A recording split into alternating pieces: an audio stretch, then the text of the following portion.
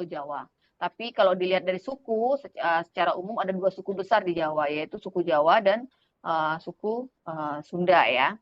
Jadi kalau Anda ada di Jawa Barat itu bukan suku Jawa, rata-rata dibilang suku Sunda ya. Jadi daerah barat sini rata-rata adalah suku Sunda. Jadi dua terbesar di suku terbesar di Indonesia yaitu adalah suku Jawa dan Sunda. Di sini dia memiliki sistem pengobatan tradisional yang khas, yang berbeda ya. Kalau di Jawa ya, di Jawa itu artinya di Jawa Tengah ya, Jawa Tengah. Yang terkenal kan pengobatannya tuh di Jogja ya, di Jogja, kemudian di Solo. Nah, di situ ada keraton, di mana tradisi pengobatannya berpusat dari keraton ke masyarakat, dari top ke down, jadi dari atas ke bawah. Jadi dari keraton ke bawah. Sedangkan di Sunda dia tidak memiliki sistem ya, sistem pengobatan tradisional terpusat, jadi sehingga bersifat dari bottom up, jadi dari bawah ke atas, jadi dari masyarakat langsung. Kalau di Jawa itu dari keraton, jadi dapat misalnya resep atau perkembangan dari keraton disebarkan kepada masyarakatnya. Kalau etnomedicine di Jawa ini diwakili dengan produk jamu, sedangkan etnomedicine di Sunda dikenal dengan istilah ubar kampung. Ya. Nah, ini saya persingkat saja, intinya sejarahnya ya. Sejarahnya gimana sih ada munculnya jamu di daerah Jawa, atau sejarah pengobatan tradisional di daerah Jawa. Jadi sudah ditemukan dari zaman batu ya, dari zaman batu, kemudian mulai ditemukan di relief yang di Borobudur, di situ ada gambaran-gambaran berobat ya. Kemudian ada di Usada Bali ya. Kemudian istilah jamu itu muncul pertama kali pada abad 15-16 Masehi dalam primbon Kartasuro. Ya, Kartasuro. Nah, kemudian ditulis lebih lengkap di Serat Sentini ya. Kemudian tahun 1850 ini yang menulis ramuan jamu disebut dengan Serat Kauruh. Jadi kalau dilihat dari segi istilah jamu ya, ada jamu, ini tulisannya zaman dulu ya. Kalau sekarang kan sudah di ejaan yang disempurnakan ya, jadi tulisannya jamu biasa. Kalau zaman dulu tulisannya de jamue, ya, merupakan singkatan dari jampi yang berarti doa dan obat, obat atau usodo yang artinya kesehatan. Jadi jamu ini berarti ada doa atau obat untuk meningkatkan kesehatan. Ini asal kata dari kata jamu ya, dengan penggunaan istilah sebelum disempurnakan ya. Jadi istilah lama. Ini sejarahnya secara singkat aja. Kemudian gimana perkembangannya dari penggunaan tradisional, kemudian semakin berkembang ya. Jadi mulailah penulisan-penulisan ya, mulai sejarah etnografi ya. Jadi pencatatan-pencatatan data-data jamu ya, penggunaan jamu di Indonesia. Dari zaman penjajahan Belanda ya, kemudian di sini ada bukunya ya. Dalam buku Practical Observation on a Number of Japanese Medication ya. Jadi ini Dr. Karowitz yang menulis. Jadi ditulis apa namanya, jamu itu seperti apa, kemudian tujuannya adalah untuk mengganti obat lazim yang digunakan di Eropa supaya menggunakan herbal tradisional yang emang ada di Indonesia. Ya, ini contohnya misalnya pepper betel untuk batuk, kemudian rebusan kulit kayu manis untuk demam ya, dan yang lainnya. Kemudian berkembang lagi sampai akhirnya ada buku Materia Indica ya. Jadi ada buku pembuatan jamu di Indonesia. Kalau isolasi aktif itu bahan alam sudah dari tahun 1892 ya, sudah mulai isolasi ya. Dan sampai sekarang nggak selesai-selesai ya. Jadi kalau ada yang skripsi nanti isolasi bahan alam, ini adalah salah satu teknik yang challenge banget karena sifatnya kompleks ya. Dia berada bukan tunggal tapi dia kompleks dengan bahan lainnya, jadi agak susah dipisahkan.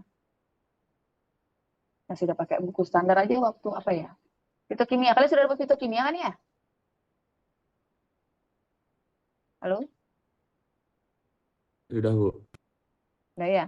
Nah, maksudnya di sana kan terlihat ya dengan panduan standar yang ada saja di antara dua kelompok yang bahannya sama saja, yang satu nemu, yang satu enggak ya.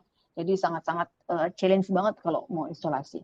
Tidak semudah atau sesimpel yang Anda baca di jurnal. Kalau yang di jurnal itu berarti udah berhasil ya, kita nggak tahu apa namanya behind the skin-nya seperti apa. Ya. Nah, kemudian itu trennya meningkat ya, jadi trennya meningkat penggunaan jamu. Tapi pada tahun 1900 trennya menurun karena ditemukannya antibiotik ya. Nah, ya, jadi antibiotik mulai apa namanya adanya bakteri-bakteri yang bisa kalau dia apa namanya bisa menyebabkan infeksi juga atau bakteri sebagai sumber pengobatan antibiotik. Jadi mulai tren penggunaan antibiotik. Jadi segala macam infeksi diobati dengan antibiotik. Nah, kemudian dicetus lagi supaya jamunya digunakan, tapi ini tujuannya untuk upaya preventif ya, karena untuk apa namanya untuk pengobatan konvensional itu agak mahal. Jadi dia mulailah berkembang kembali tentang penggunaan jamu ya. Dan sampai akhirnya pada masa penjajahan Jepang ini meningkat banget penggunaan jamu. Di sini ada 3 pabrik jamu besar ya yang masih ada sekarang. Pak Nyonya Menir sudah muncul ya, jamu Ibu Jaya saya lupa. Oh yang ini masih ada Nyonya Menir masih sudah muncul. Nah karena ini meningkat banget ya, jadi banyak muncul pabrik jamu di daerah Jawa Tengah ya.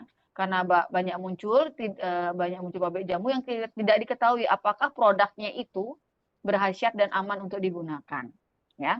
Nah karena itulah pada tahun 1990 ini pemerintah mengeluarkan suatu Permenkes ya tentang izin usaha industri obat tradisional dan pendaftaran obat tradisional. Itu tujuannya untuk menjamin supaya produk yang dihasilkan itu ya bermutu, aman dan berkhasiat.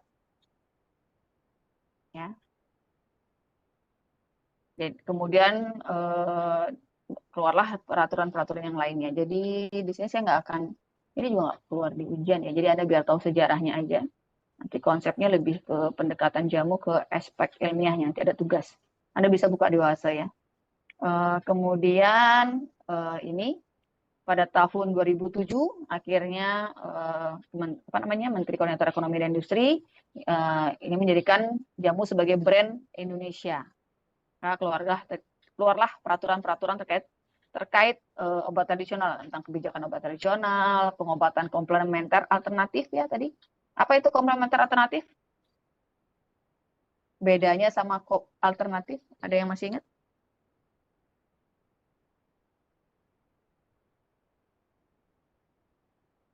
Yuk,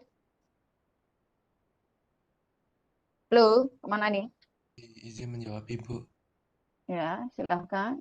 Jadi perbedaan pengobatan komplementer alternatif dengan alternatif jika pengobatan alternatif tersebut menggunakan obat atau resep alami tumbuh-tumbuhan yang berdasarkan pengetahuan yang tidak tertulis maupun tidak sistematis, seperti contohnya jamu. Sedangkan pengobatan komplementer alternatif itu menekankan pada peningkatan kesehatan masyarakat yang lebih jelas dan ilmunya diperoleh dari pendidikan terstruktur, Ibu. Oke, ya benar ya. Jadi kan pendidikan terstruktur tapi belum diakui secara pada pengobatan yang apa namanya tenaga medis yang konvensional ya. Jadi itu bedanya ya. Jadi ini diatur jadi lebih diakui posisinya. Jadi ketika dia sudah memenuhi aturan-aturan yang sudah dipenuhi apa namanya yang ada dalam Permenkes ini, maka dia boleh menyelenggarakan pengobatan komplementer alternatif ya di fasilitas-fasilitas pelayanan kesehatan ya. Kemudian lebih jelas lagi supaya lebih terstandar lagi, ini tujuannya untuk menjamin mutu ya. Jadi obat itu syaratnya 3 ya dimanapun, bermutu ya, berkhasiat dan aman ya. Nah salah satu untuk memenuhi syarat mutu obat ya, dia harus memenuhi beberapa parameter spesifik maupun non spesifik. Ini sudah Anda dapat waktu kuliah dari botani ya, botani yang dapat data-data tentang parameter spesifiknya, kemudian farmakognosi ya, tentang data-data screening fitokimia, kemudian SBBH ya tentang standarisasi produk herbal Indonesia ya. Itu untuk menjamin mutu. Jadi maka keluarlah Farmakope Herbal Indonesia edisi pertama tahun 2009 dan edisi 2 tahun 2017 ya. So, gimana sih integrasi pengobatan tradisional dengan sistem pelayanan kesehatan dan pendidikan? Tadi kan sudah diatur bahwa ada ya masuk. Nah, sekarang beberapa rumah sakit itu mulai menerapkan. Kalau kita lihat di Cina atau di Korea itu berdiri berdampingan ya antara rumah sakit konvensional dengan rumah sakit yang tradisional ya. Jadi rumah sakit Stomo ini melakukan praktek klinis pengobatan alternatif dan komplementer seperti terapi herbal, aromaterapi, pijat, dan akupuntur. Kalau saya rasa sekarang ada di Bali Madara. Kalau dulu ada di Rumah Sakit Bangli ya, Rumah Sakit Bangli, tapi sekarang mungkin sudah sejak COVID berhenti ya, karena tidak ada pasien yang datang ya. Karena kalau ini kan pasiennya khusus, tidak pasien yang selalu datang ke rumah sakit ya. Jadi pasiennya khusus, jadi sempat berhenti. Terakhir itu saya lupa, apakah ada lagi atau tidak saya lupa. Tapi kemarin ada, tapi yang herbalnya nggak jalan seperti yang ada di Tawangmangu. Ya, dasarnya adalah ini ya, dasarnya ternyata penggunaan ini trennya meningkat. Anda bisa lihat kalau Anda lihat di pendaftaran obat tradisional di BPOM itu obat tradisional itu meningkat drastis ya, penggunaan penggunaannya banyak produk baru. Nah, kemudian akhirnya diinisiasilah saintifikasi jamu. Jadi membuktikan secara ilmiah bahwa jamu efektif untuk indikasi tertentu dengan metode penelitian berbasis pelayanan. Ini dilaksanakan di Tawangmangu. Ada yang sudah pernah ke Tawangmangu? Lihat? Sudah ada? Belum ada?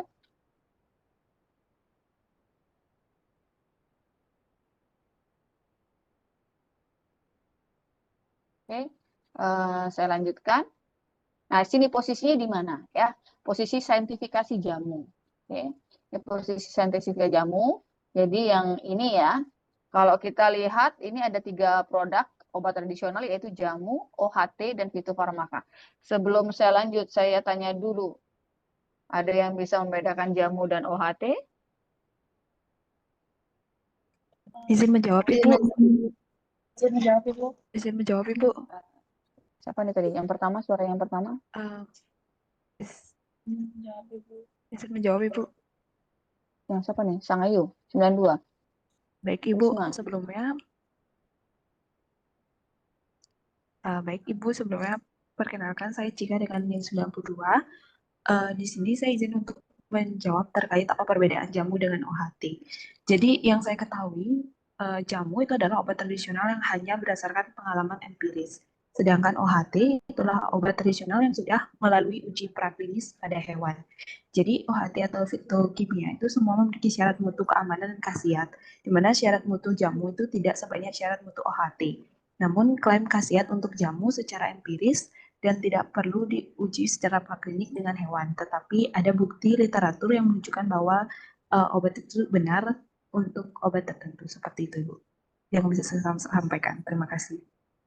Oke, maaf ya kalau saya lagi share screen, nggak lihat saya kalau ada orang angkat tangannya. Oke, silakan yang berikutnya tadi siapa? Ada suara cewek satunya?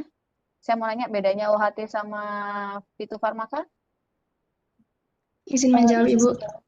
Dwi Jayanti deh. 7. Saya pakai raise hand ya, 67. Baik, terima kasih atas kesempatannya. Jadi bedanya OHT dengan fitofarmaka itu dari segi ujian bakunya itu sama-sama diskresi, tapi dari segi pengujian kalau OHT itu dia ujinya klinik seperti in vitro, sedangkan ujinya itu Apa? Soalnya putus-putus, tapi saya dengar sekilas-sekilas. Oke. Coba dilengkapi oleh Dewananda. Terima kasih. Siapa? Baik, Ibu, izin masuk. Apakah suara saya terdengar? Terdengar jelas. Yang tadi Dwi Jayanti putus-putus, tapi saya dapat nangkep in vivo dan apa jadi oke lah. Tapi biar lebih jelas lagi. Silakan Dewananda. Baik, untuk perbedaan dari apa ini mainan Shopee? Maaf, Ibu, notif saya masuk. Untuk perbedaan dari OHT dengan fitofarmaka, jadi setahu saya OHT itu merupakan jenis sediaan yang dimana sudah memasuki uji preklinis menggunakan hewan uji atau bisa dibilang kita dengan menggunakan in vivo. Sedangkan kalau fitofarmaka itu merupakan suatu sediaan yang sudah memasuki fase klinis yang dimana penggunaan itu dilakukan ujinya ke manusia secara langsung bisa menggunakan studi desain RCT, Bu. Oke. Thank you. Udah ya tadi ya. Jadi ada 3 ya. Kalau jamu itu kalau secara umum ya. Nanti Anda baca lagi lebih detail bedanya ya. Kalau jamu itu secara umum apa namanya? Dia pembuktian klaim. Saya pernah kasih tugas rasanya ya waktu kuliah apa ya? Oh bukan, belum, nanti Anda FBA baru Anda saya minta tugas itu ya. Jadi ada klaim pembuktian ya. Jadi ada klaim pembuktian. Kalau di jamu klaim pembuktiannya nanti berdasarkan apa dinyatakan bahwa dia memang boleh didaftarkan sebagai produk jamu. Jadi biasanya berdasarkan penggunaan secara tradisional, tapi harus ada buktinya. Misalnya minimal berapa buku gitu ya. Nah, kemudian kalau OHT kalau dilihat dari pembuktian aktivitasnya dan keamanannya dibuktikan secara preklinik ya, baik dengan uji aktivitas dan uji toksisitas. Kemudian kalau fitofarmaka itu berdasarkan hasil dari uji klinis. Jadi ada fase 1, fase 2, fase 3, dan fase 4. Kita kembali ya. Tapi kadang fase 1 tidak dilakukan ya. Fase 1 itu kan pada orang sehat. Jadi kalau memang obatnya itu berefeknya agak fatal terhadap beberapa parameter bisa di fase 1 bisa dilewatkan. Jadi bisa langsung ke fase 2. Langsung gitu lagi ya.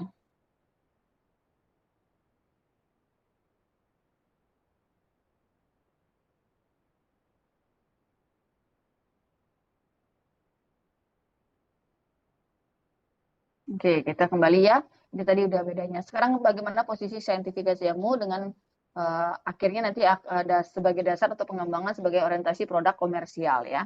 Jadi dari informasi, jadi berdasarkan beberapa buku ya, catatan-catatan atau etnografi, ada studi etnomesin dan etnofarmakologi. Jadi catatan-catatan tersebut bukan suatu formula turun-penurun ya. Ada bukunya sebenarnya, buku saintifikasi jamu ya. Jadi itu ada bermacam formula di sana. Ada observasi klinis ini ya. Jadi dari pengobat tradisional dianggap sebagai uji klinik fase 2. Kalau fase 2 pakai subjek ujinya siapa?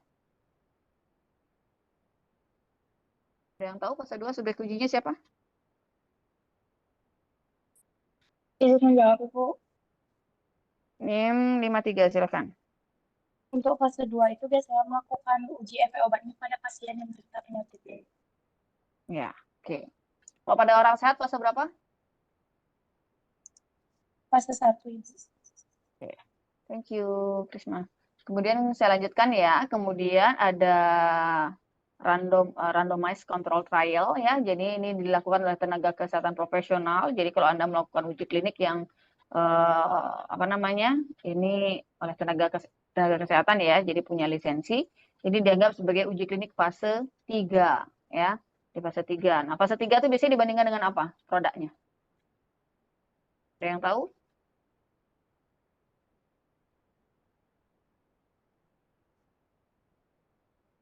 Ada yang tahu? Fase 3 udah dapat kan ya di kuliah? Farmakologi, orang klinik maksudnya. Dengan placebo, oke. Indra. Ada lagi dibandingkan dengan apa biasanya? Selain placebo? Bicara ya. Dengan pengobatan standar, Ibu. Dengan obat standar, oke. Adisti. Thank you, Adisti. Dengan obat standar ya, itu fase 3 ya. Kalau nggak dibandingkan sama placebo dengan obat standar. Oke. Kalau untuk formula obat baru, ini ada studi preklinik ya. Jadi ada uji toksisitas sama uji aktivitas ya. Kemudian ada uji klinik ya. Uji klinik ada fase 1, fase 2, fase 3.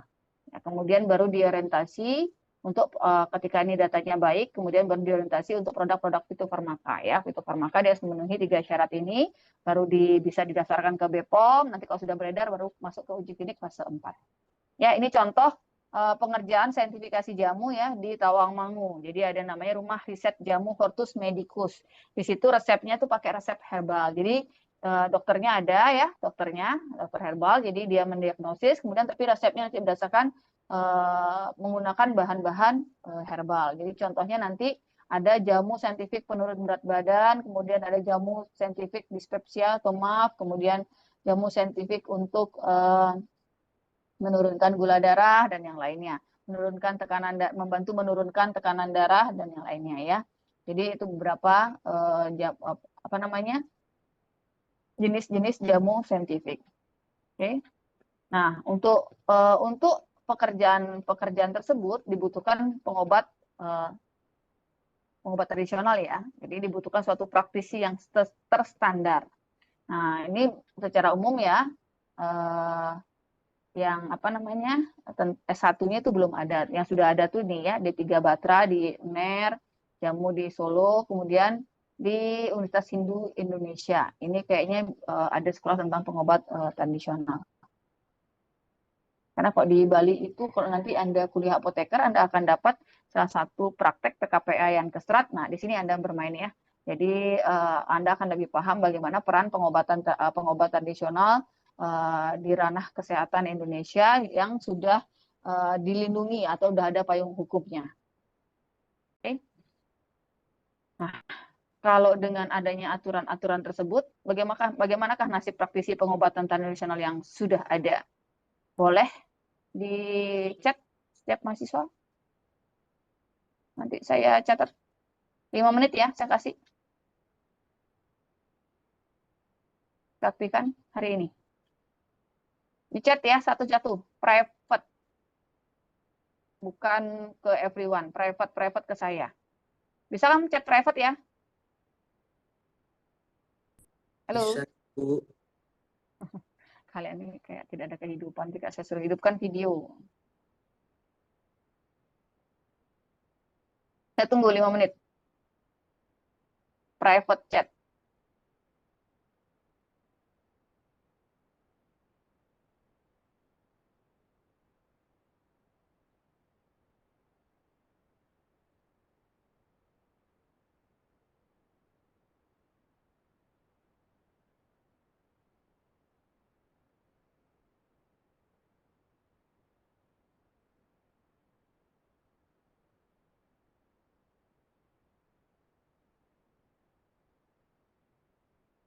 Coba saya munculnya di mana ya? Ini modelnya baru.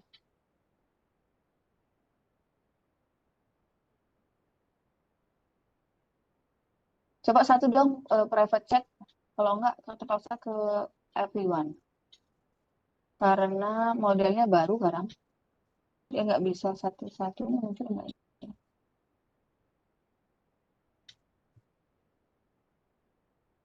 Oke. Oh, bisa kok. Oke, sudah bisa. Bisa.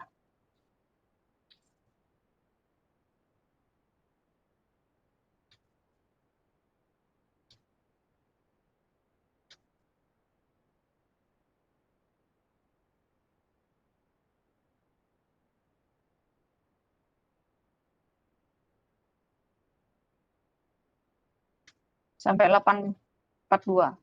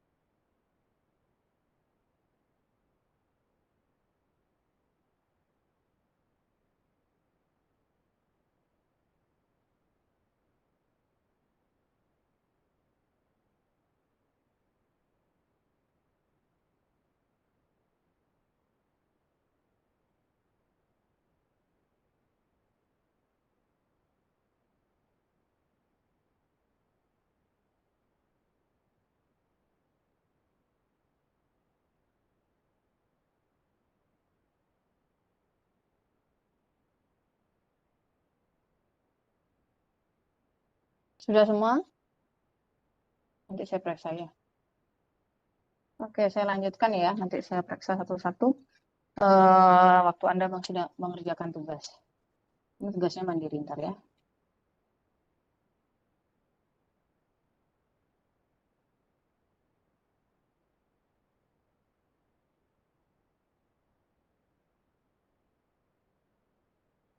Oke, ini tadi tugas ya. Nah, ini yang terakhir.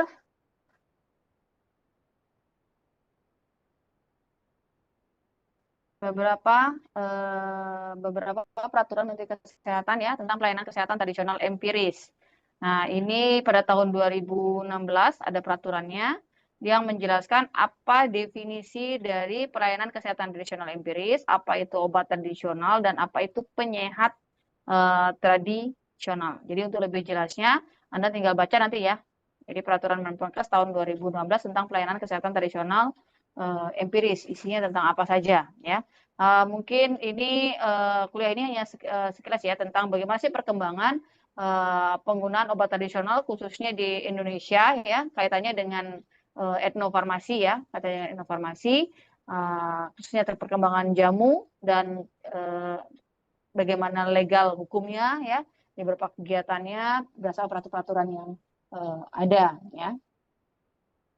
Untuk praktek langsungnya nanti bagaimana penerapannya mungkin Anda akan dapatkan di waktu apoteker di kuliah Yankestrat ya. Bukan, di praktek PKPA Yankestrat. Nanti Anda ada PKPA Yankestrat selama 5 hari ya. Nah, di sini Anda melihat bagaimana sih aplikasi dari penggunaan obat tradisional kaitannya dengan kesehatan dari suatu masyarakat. Oke. Ini tugas dikerjakan. Jadi sekarang dikerjakan, kita kuliahkan masih sampai 9.40. Tolong lihat di WhatsApp. Ya, ada template tugas di sana, silakan unduh dan dikerjakan. Nanti 30 menit ya, 25 menit dari waktu sekarang saya akan panggil gambling satu orang untuk men-share screen apa yang sudah dikerjakannya. Oke. Ada pertanyaan dulu?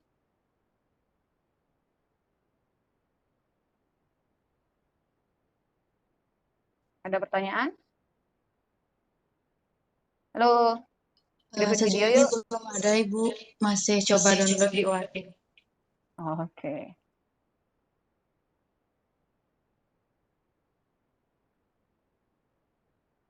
Sudah bisa semua?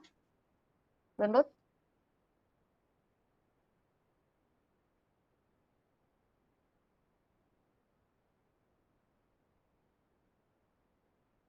Sini ya.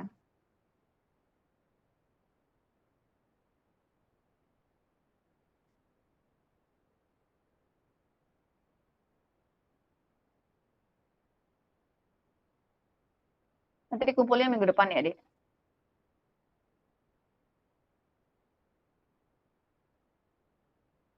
Untuk kuliah minggu depan,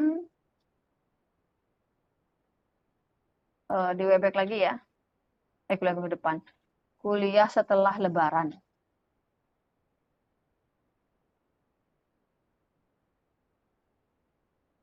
Sudah bisa download semua? Sudah bisa Ibu. Sudah, Bu. Yang lainnya? Oke. Silakan dikerjakan ya. Ini 45, 45, 15, 15, 30 menit lagi ya. Paham tugasnya? Jadi nanti ada satu tugas ya, satu yang Anda isi tentang pembuktian ilmiah dari indikasi. Jadi Anda cari satu jurnal ya. Jadi Anda review hanya bagian dari activity farmakologinya saja. Tapi tidak boleh ngambil dari abstrak aja ya. Jadi dijelaskan dosnya berapa. Oke. Jadi kalau dia diuji pada hewan dengan dos berapa dia memberikan efek sesuai dengan apa yang dikerjakan. Kemudian dicari yang sesuai dengan penggunaannya. Kan saya minta ada 3 sediaan ya. Jadi kalau udah sediaannya semi solid itu kan jarang untuk diminum ya. Jarang lewat oral. Berarti nanti cari pengujiannya juga disesuaikan jurnal ilmiahnya. Ada pertanyaan terkait tugas?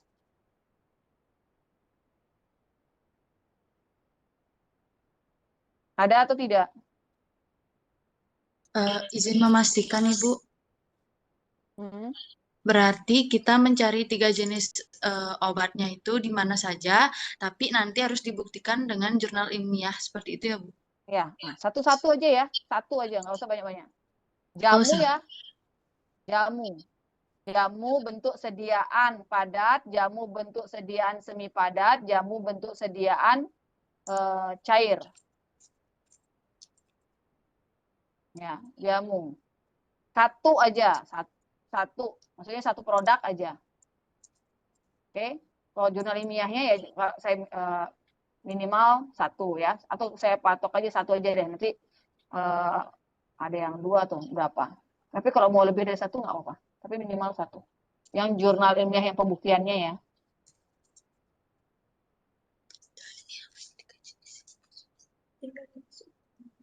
Kalau sisanya kan tinggal Anda cari, Anda nyalin kan datanya dari produk tersebut. Tapi yang Anda perlu studi adalah khasiat ilmiahnya yang dibuktikan dalam publikasi ilmiah. Ada pertanyaan lagi?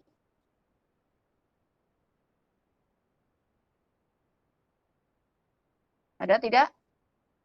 Aman? Dari saya aman, Bu. Oke, yang lainnya?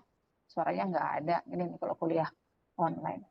Aman, Ibu. Saya dapat info, saya dapat info kalau kelas sebelah itu, kelas yang labkom itu bisa dipakai oleh Pak Indra. Nanti mungkin kelas diskusinya, kalau saya online, kita offline kan aja ya. Bisa ya. Yang diskusi ya, setelah UTS. Nanti coba saya lihat sih kalau. Oke. Oke, itu aja silahkan dikerjakan. Jam 9.15 saya akan mulai manggil. Tidak ada alasan tidak bisa saya screen. Ya.